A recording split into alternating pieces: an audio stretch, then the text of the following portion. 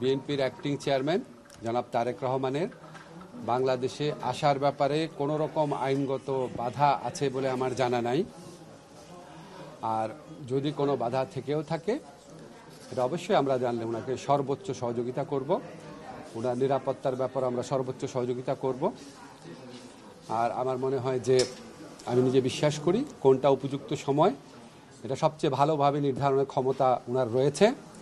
উনি যেটা উপযুক্ত সময় সেই সময় দেশে আসবেন বলে আমি বিশ্বাস করি। আর সেকেন্ড একটা কথা হচ্ছে যে ধরেন আমাদের অনেকে ধরনের মন্তব্য করে থাকি যে উনি কেন আসছেন না, এই সমস্ত প্রশ্ন তুলি।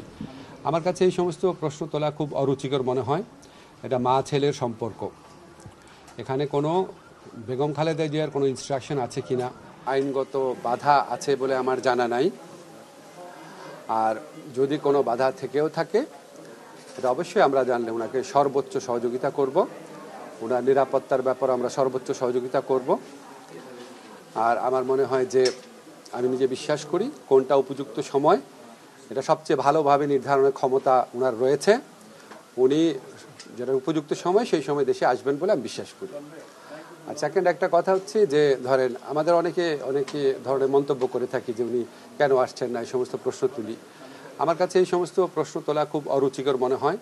এটা মা ছেলের সম্পর্ক, এখানে কোনো বেগম খালেদা জিয়ার কোনো ইনস্ট্রাকশন আছে কিনা বা এখানে ব্যক্তিগতভাবে তারেক রহমানের কোনো রকম চিন্তা আছে কিনা সেটা তো প্রিজাজ করার বা সেটার ব্যাপারে কমেন্ট করার আমার কাছে রুচিকর মনে হয় না। আমাদের বুঝতে হবে এটা মা ছেলের সম্পর্ক।